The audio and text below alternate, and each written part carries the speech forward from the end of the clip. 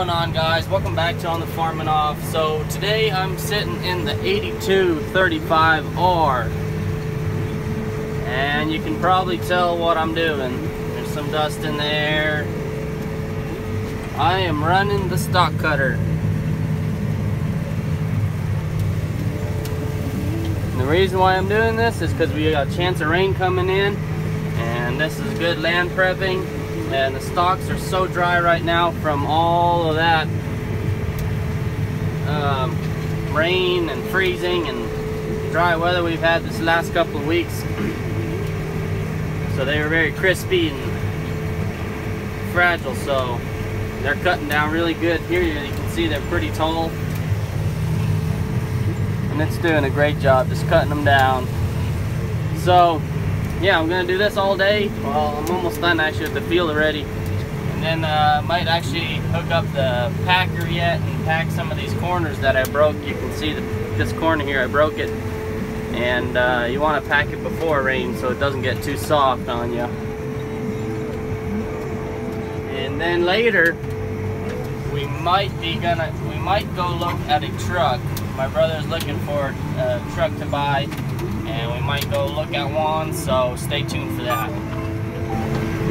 I just now realized when I said that the stalks were so dry, and then I said because of the sun or the rain and freezing and dry weather we've been having.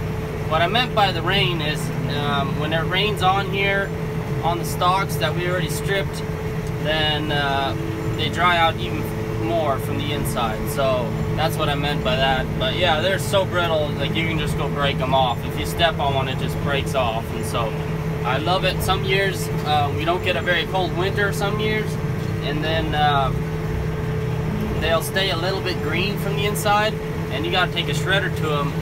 But I like running the stock cutter more. It just, to me, it feels like it does a lot more damage. So yeah, I'll see you in a little bit. What's going on, guys? Welcome back to On the Farm and Off. Gonna do some tree rooting today with my new Feast of a Cummins here.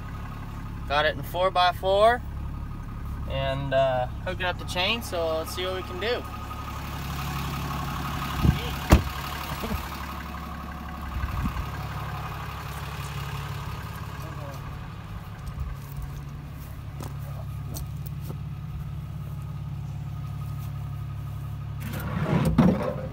Paul Bunyan over here.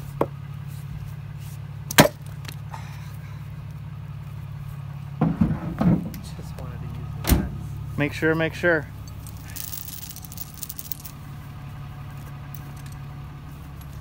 Yeah, it's off.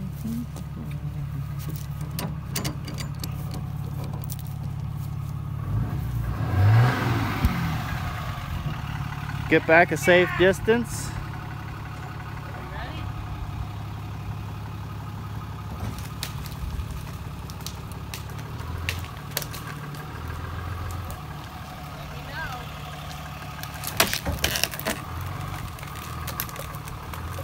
Keep going.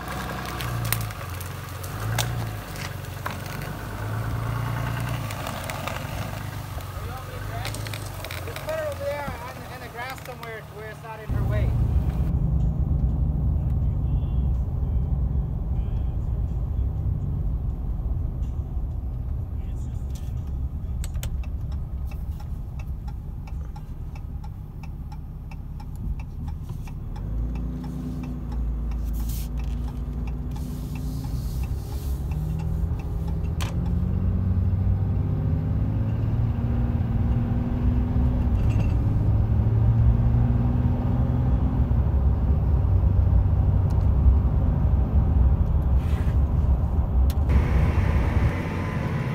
What's going on, guys? Welcome back to On the Farm and Off. So, as you saw, that tree, that was a couple of days ago.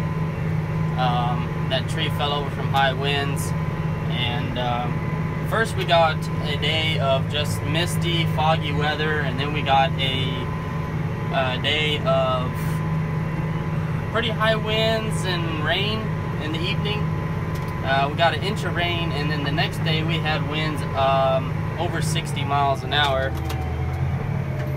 and gusts went up to, I don't even know if they recorded it, how high it went, but I mean, I wouldn't be surprised if we had gusts over 70 miles an hour.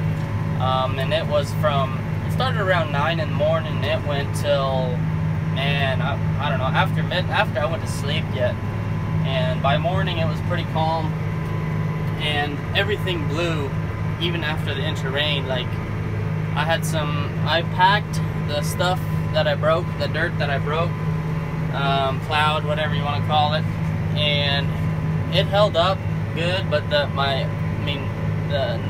neighbor west of me had a big piece of dry land, and he hadn't done anything on it, and so a lot of his dust or sand blew onto mine. And I mean, after 12 hours of sand, everything's gonna blow. So my wheat here held up though.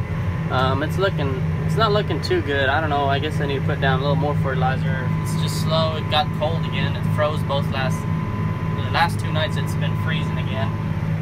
And I'm over here running the duck feet, or pitching it out, some would call it. It's making it red. It flips over the dirt. And I still have my cotton stalks from last year, and it's doing a really good job. So this will help me where it won't blow. And that neighbor there, just south of me, ain't doing nothing on his again. He never does, and he blows on mine a lot. And I'll show you my wheat, what he did to my wheat over there this last storm. But my wheat was pretty good established. It's doing pretty good. I don't think I had much that blew. I mean, even this corner here that I'm pitching out right now, I mean, it didn't really blow. I mean, it might have blew off the top a little bit, but other than that, it held up pretty good. But yeah, so we had some high winds, and yesterday I ran the cultivator on all my stuff that I packed, so that's ready to bed up some rows or some beds. So at the end here, gotta turn around. It's been a while since I made a video. Well, I've made a few videos, but I just haven't really uploaded them. They're not worth uploading. I didn't have a full video worth of content, but I'm in the 16 row in our 8235R, making it look pretty. On camera it looks even worse, but you can see right here there's a pile up of dry sand that just blew there, and it'll just pile up in whichever spot it possibly can. But right here, that guy blew on my field a whole lot. The wind came sideways, kind of like this, came this way.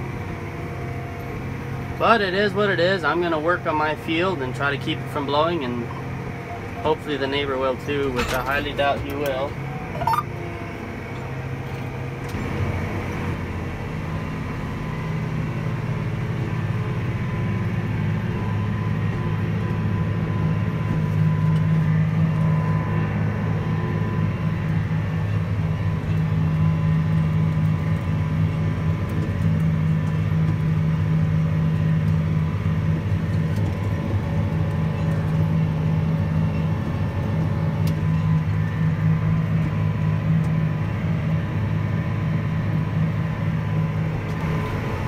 My plan here is to bust up these tiny beds, which that's what it's doing right now, making tiny little beds. The tractor keeps throwing a code because this tractor sucks with codes. I have very bad electrical problems in this one.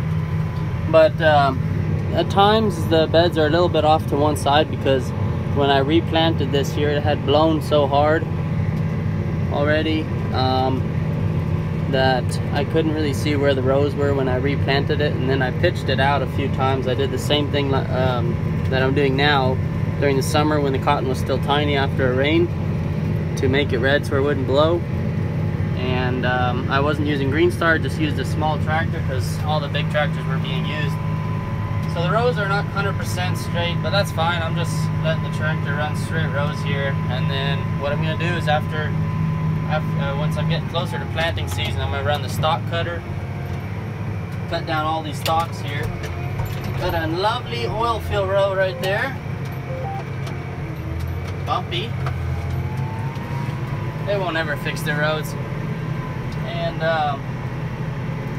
I'll run the stock cutter, cut the stalks down, and then I'll run my coulter rig on it, fertilize on the row, and then I'm ready for planting. So that's what I'm gonna do all day, and I'll show you how much that guy blew on my wheat and what all damage I got from the wind. But it was pretty crazy. It's definitely the worst windstorm I have ever seen. But we are very blessed that we got the inch of rain before the storm hit, because if we wouldn't have had rain and we got those winds, who knows what would have happened. But yeah, so I'll see you out there. Here you can kind of tell the difference I'm making. And here is where that guy blew on me. See, and it's still pretty wet. You look at this, like it's still wet. But right here, there's nothing I can do about it.